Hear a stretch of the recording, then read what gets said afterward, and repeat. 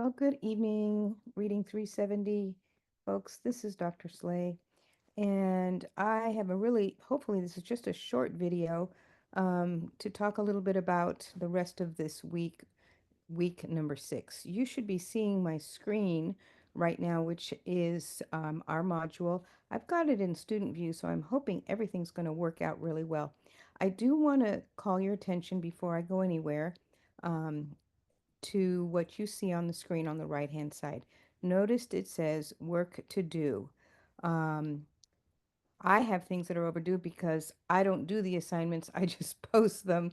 And when it's in student view, it shows that I have not completed various assignments.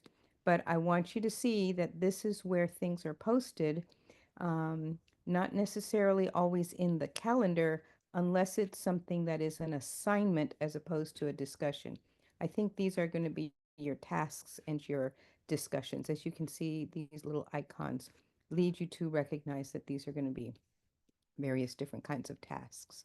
So that might help some of you who email me from time to time to say that you don't understand what's going on with the discussions, or maybe that you got behind.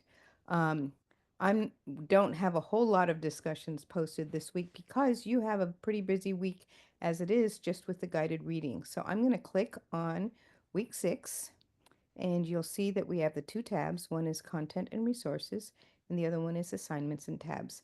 So let me go to content and resources first.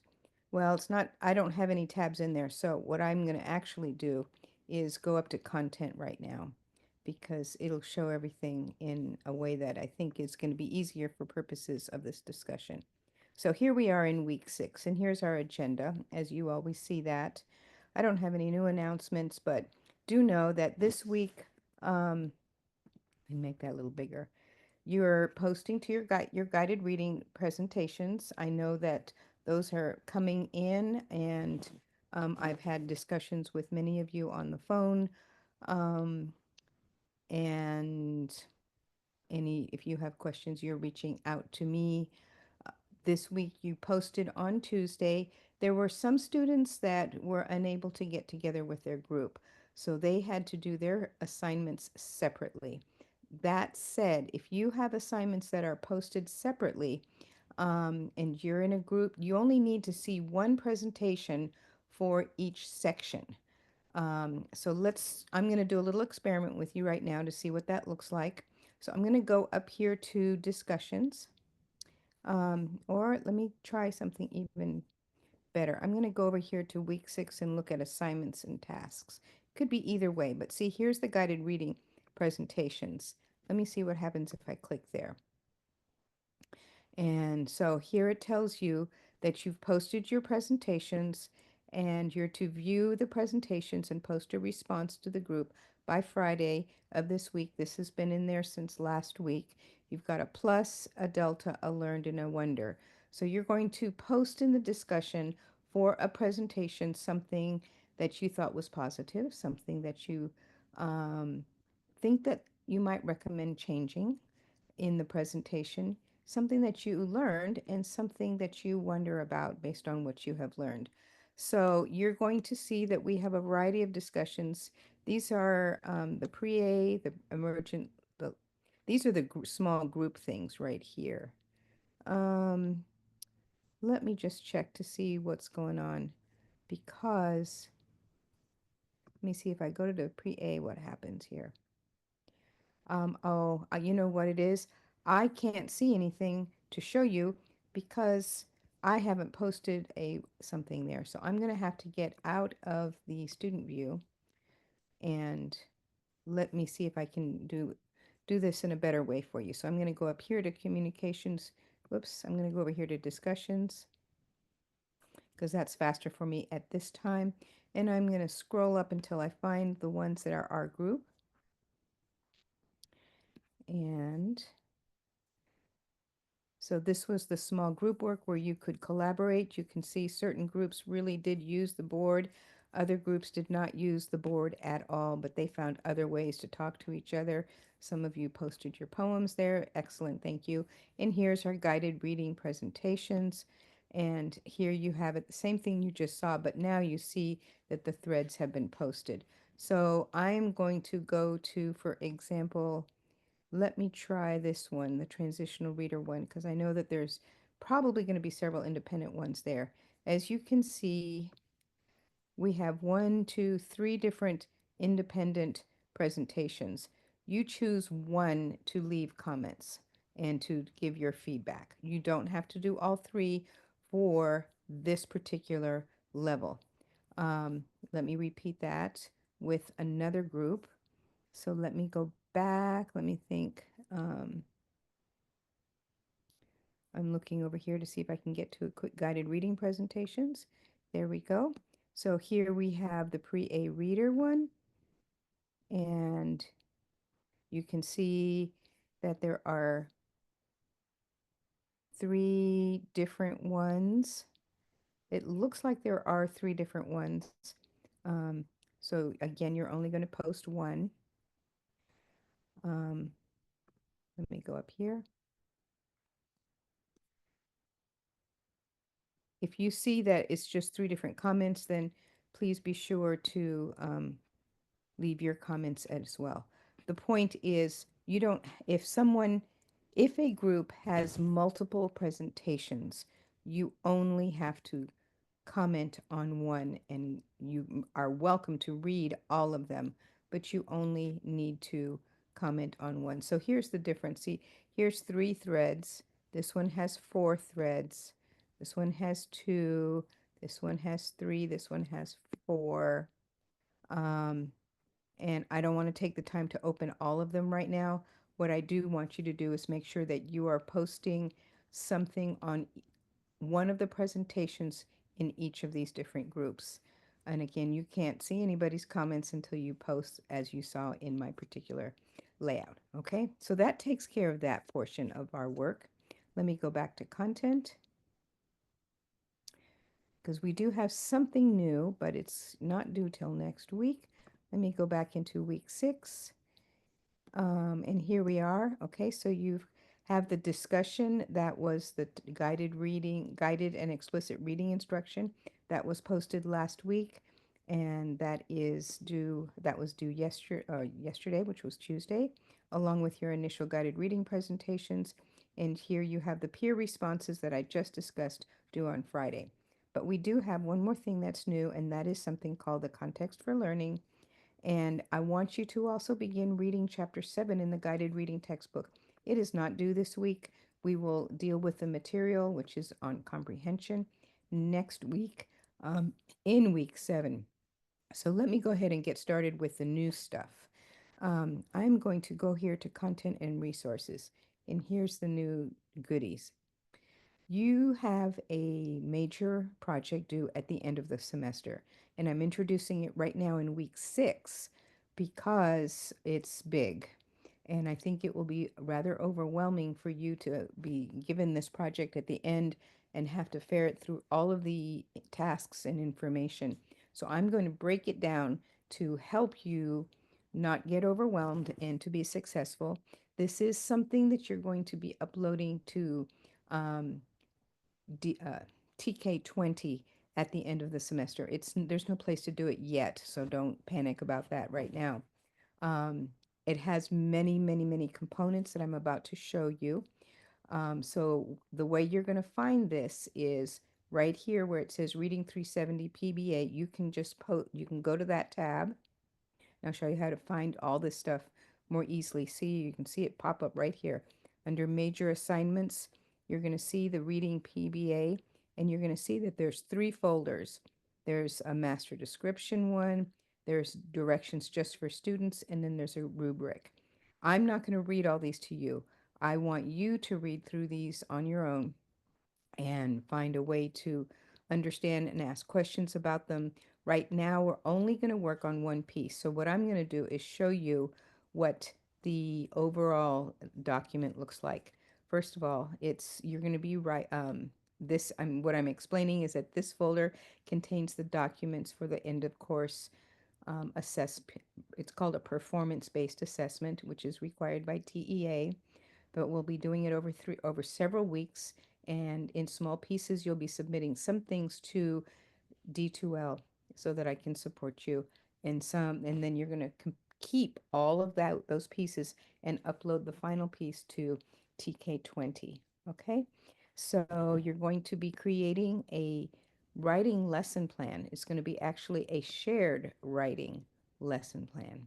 So we'll talk more about that later, not tonight. And so these are all the different parts. I told you it's pretty complex. So you have to identify the context for learning. You have to identify the TEKs that are aligned for the with the desired results. You have to determine an assessment evidence. You have to develop a learning plan, and you have to develop a lesson plan for a shared writing activity.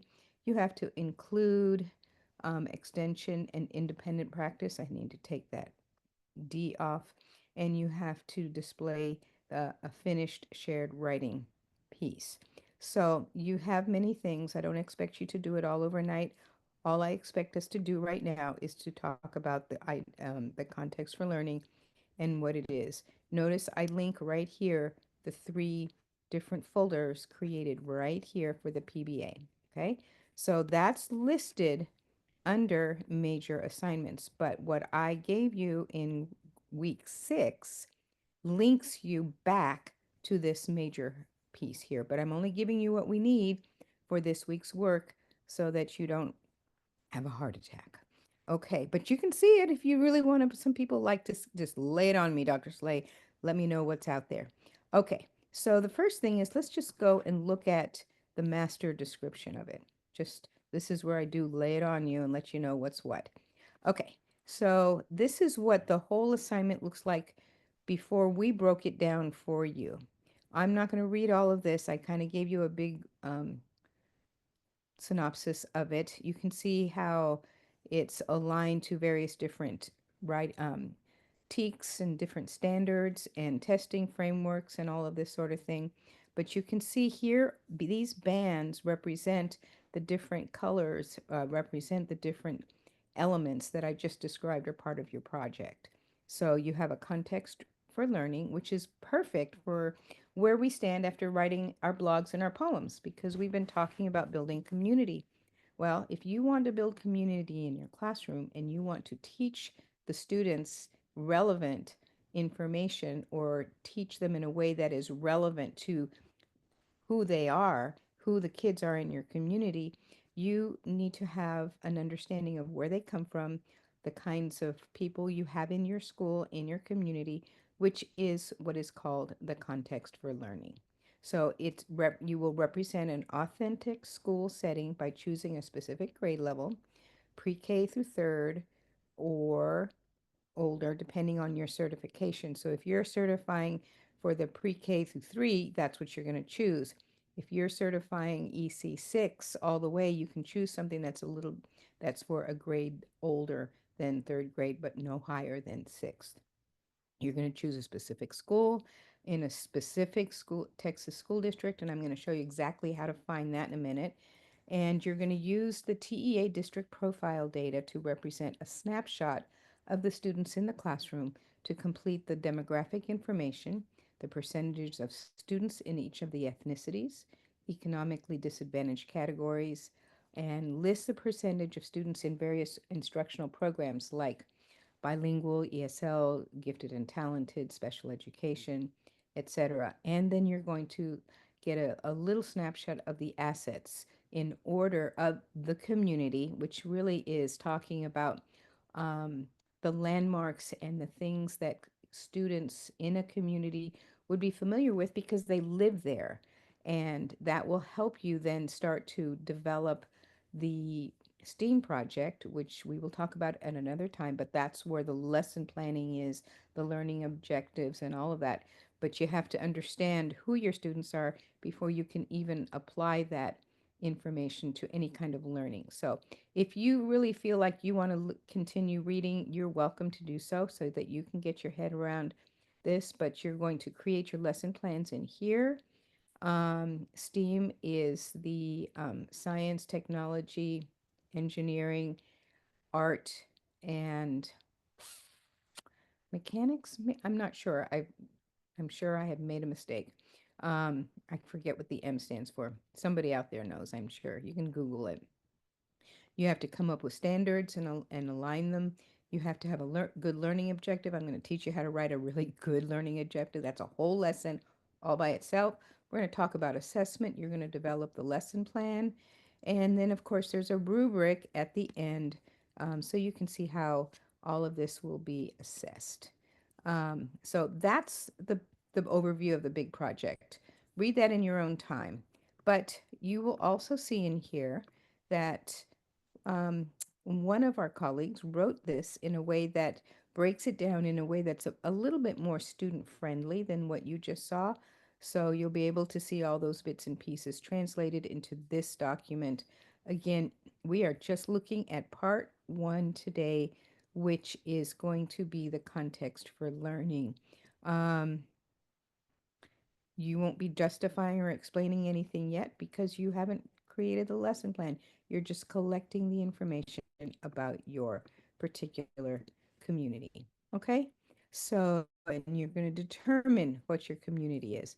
So that's another piece. And then you're going to see here, this is the rubric that I just showed you, but it's been broken out in a separate document so that you can get to it more easily. And again, we're just looking at this week, okay? So this assignment's going to be, this piece of the assignment is due on next week, next Tuesday. All right, so let me back up a little bit and let's get specific. Inside of all of this, let me go back so that you can see where to find it when you are navigating this on your own. Here we are in week 6, and you're going to go to context for learning, okay? And under context for learning, it says, after reviewing the information about the context for learning, you will complete your own context for learning document. Then submit your document to this assignment and be sure to save it in a folder called PBA. That's up to you because you're going to need to pull all these pieces. You're going to have like 7 documents that you're going to have to put together in one massive document to upload at the end of the course. Okay, so let me cancel out of that because I want to show you and talk a little bit about context for learning. So I'm going to go back up. I probably need to hyperlink context for learning, um, and I'll do that as soon as we get off. But here we are. We're going to go, that's the assignment right there. But let's go back up to course home, major assignments, PBA. We're going to go to resources because there's 2 resources that I want you to think about for this particular session. One is this thing called video resources. And I'm not going to play this for you right now because I think you can do it on your own.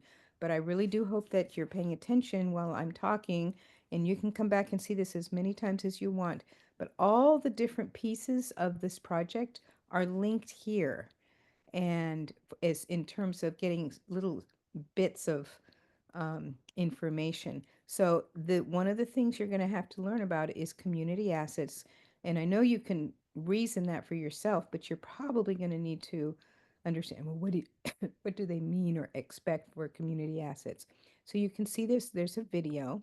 Looks like this. I'm not going to play the whole thing, but Dr. Pierce put this document together for us, and so it explains, see, this is her course, but it explains what um, the community assets is. Now, if you're not somebody that likes to hear other people talk, you can also go here to this document and you can read about community assets, and you can what it means and how you're going to, and she shows you exactly how you are going to find this information, how the templates that you're going to use, etc. So it's really pretty well put together. So let's back up just a second because I wanted to show you where that was. But let's go to this thing called context for learning. So I'm going to open the link. And there you go, context for learning. First of all, there is a template. It looks like this, so you're going to download. Now, how do you get this? See, you have to request access to edit it because lots of students are doing this, but nobody's going to give you access. You will have to go to File, notice my cursor, and then you're going to go to Download, and you're going to download it as a Microsoft Word document. In my case, it goes up here to the top of my taskbar, and there it is. It opens it up, and it's in another folder in my computer, which you can't see because it stopped sharing. What you will do is basically you download it to your computer and you pull it up, and then you can start to type into it, and then you save it and upload it just like any other Word document. You could potentially make it a Google document where you make a copy and then you save the one that is yours, and you can also write in it that way. But then you have to make sure that you are submitting a Word document. Do not submit Google links. TEA won't like that, and I won't accept them for this particular project. Okay, so this is what it looks like. So the context for learning, you're going to find the school district, the school, and a grade level. And you're going to be able to look for personal and cultural assets, which means that you're looking at the ethnic groups. And you have to identify the percentage of different ethnicities and the different socioeconomic status, special ed, and emergent bilinguals. And it looks like that's all that you have right here. Um, so I'm going to back up because that's as far as that one goes. So let's start here. This tab provides step-by-step instructions on how you'll complete your context for learning. You will be utilizing these three tabs. So I just showed you all of that. So you see she's highlighting the different tables. You're going to, and she gives you very, very specific information on how to find it. So pick a school district. This is totally up to you. You can pick a school district that you live in, a community where you live and you're familiar. You can pick something where you think you want to live. You can pick something that is where your best friend lives or you have other family members, but choose something. Okay? So I am going to pick, let's see. I live in McKinney and I've never really explored. I'm actually in working right now in, I'm at Webb and I don't see the other one. There's a school that's missing. Lawson, Johnson, Webb, Finch, McClure, Walker, Edens, and Slaughter. There's one school missing. Then I'm in Berks. So let me check. I'm going to check. Uh, Man, it doesn't click. It's not clickable. So it says choose your ISD. Choose a school listed to your in the ISD. Um, they all have different grade spans. Some districts have six, depends, 5, 6, K-12, K-6, whatever it is. And then you're going to name it and your school on your form, okay? And it shows you exactly what to do. You see, you're going to pick the names and you're going to put them on there. So you haven't had to do anything but find your school. Okay, now you're going to choose a grade level. So you pick the grade level. So if the school has a third grade in it, put third grade or whatever grade you want, but it does have to look, notice this. It has to fit your certification area. If you are EC3 and you pick grade 5, TEA will send it back. They won't like that. If you are EC6, you can choose anything from K through 6. Okay, so pay attention to this. Then you're going to click through. Now we have to go to the district and school on TEA. So you're going to go, let's see, I'm trying to find where she gave us the web link. Find your school and click through 5 of these different things. Let's see. You're going to click through and you can see these right arrows are going to give you information about your school districts. And I am trying to find the link. See, you're going to go to the texasschools.gov. Let's see, did that pop up anything? Nope. Um, I found it so easily earlier when I was practicing before. So let me back up a little bit.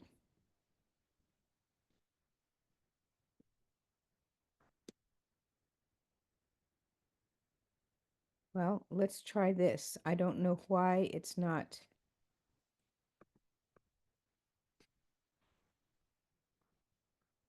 popping up, but I'm going to make sure we have that available to us. So just go to texasschools.gov. Let's see what happens if we do that. See, where is mine? I had these tabs open earlier.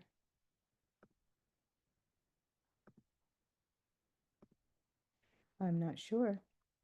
Sorry about that. So let's put texasschools.gov.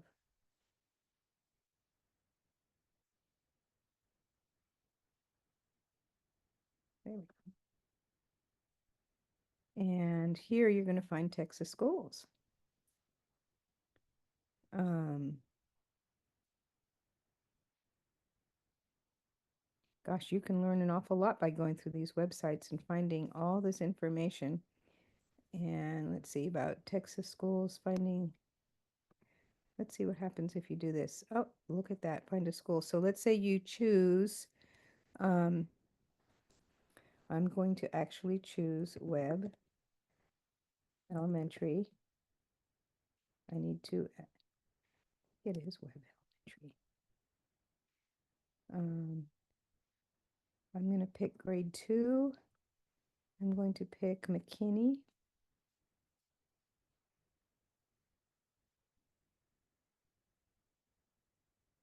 Oh, come, come, come. Whoops, I went to, oh, look, here's that whole thing. Let's do it this way.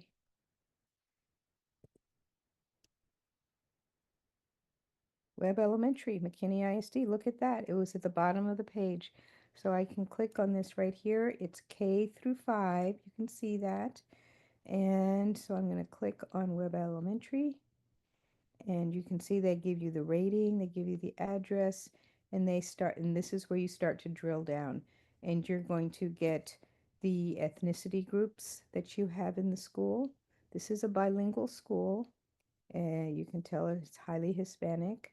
And you're going to get your economically disadvantaged, your SPED, and your emergent bilinguals. You can dig into the data more, but I don't think you have to. You can certainly look at it. You can find out more about the teachers here. Ah, you can find out the average teacher salary. Isn't that interesting? And by the way, McKinney just raised their rates. They're really trying to retain teachers and draw them in. So I think they're one of the highest paying I don't know if it's in all of Texas or just the region. So just letting you know, when you want a job, go check out McKinney. There's some schools they're not all rated C. There's some that are rated A as well because there's a broad span of population here in McKinney. Okay, so then you've got the various different academic programs, but notice you just got an awful lot of data right here by looking at, and you notice it's only going to go through 2022 because that was the last time it was reported. They haven't things take time, so the last 2023 hasn't been posted yet. So this was right after COVID, by the way. 2022 accountability system. So Dr. Pierce, actually, when you watch her video, she walks you through all of this. So let's go here now. And she shows you how to find what you're looking for. Here's an example of the template. And there you've got all the pieces we talked about. The one thing that I need to make sure is that the template has the community assets on it. I didn't see it on the last one, so I'm going to double check that after we get off the phone. But what I want to, or this call, what I want to recognize is that assets really has to do with the things that are available that define the community. Things like the YMCA rec programs, lakes, landmarks, museums, things that are just built into the community. You can go and do Google searches and find that out on your own. If you're picking a site that is something you already know about, because you live there, you can list those. You can also go to travel guides and to Google Maps, and you can use those as resources. Sometimes I go to like the Parks and Recreation or to the City Hall or all about McKinney, and I can learn more about what's going on. I know that in McKinney, for example, we have tons and tons of parks. There's 3 libraries, and there's an auditorium. The Heard Museum is here, which is a science and nature museum. So there are things that I'm familiar with, but I'm sure I don't know the gist of it. At any rate, then this is going to talk more about how you're going to use this to develop your lesson plan, which she uses the example to explain that this is a rock wall. She used a rock wall school in her example, and rock wall, of course, is built right there on a lake. So that's a major asset, and that is something that the students would become familiar with. So they know about living around a lake, and so developing a project or developing a lesson that taps into their prior knowledge and makes connections to something that they already know, which is their asset, is something um, that you would want to do. And tapping into students' assets is part of the evaluation rubric for lesson planning. So that's why we're trying to help you become familiar with all of these topics. So that's why the context for learning is so terribly important. Okay, so that's all I'm going to say about all of that. You have lots of things to explore and look through. Here's this document. I think there's going to be another one for for the assets. So I'm going to make sure that that's made available to you. You've got your school district, learning more about it, and you can, I think this is, I didn't scroll down enough. Instead of finding the website like I showed you a minute ago, you can type your stuff in here. Man, she was very good. And then you can look at different resources if you want to. So I hope that this is information is useful. Please reach out to me if you have questions, but you will have to watch this video to maybe a couple times to view this if you don't understand. Um, and I'll be recording live next week. And if we need to talk about anything, make sure that you attend at 5:30 so that I can address your questions for the good of the group. But we won't do one of these every week, but we are going to spread this out over the course of the rest of the semester. Um, but next week we're going to start talking about reading comprehension. So start reading the chapter because you're going to need that information, and you won't have to jam it all into one particular um, into the 1 week. That's a good one. Reading comprehension is one of my favorite topics. That's more of my specialty than the phonics, but we got to teach them to read before we can have them move on to anything else. What else did I want to show you? Let's go back to week 6 again really quick. So that's it. So you just have to do this context for learning, which is due next Tuesday. So you have several days to do that. Enjoy looking at each other's presentations. Remember, you're doing one per group, and that's it. Enjoy your week, and I'll see you. I won't see you in the funny pages. That's what they used to say. But I'll see you around. Please reach out with questions. Enjoy the learning journey. Ciao.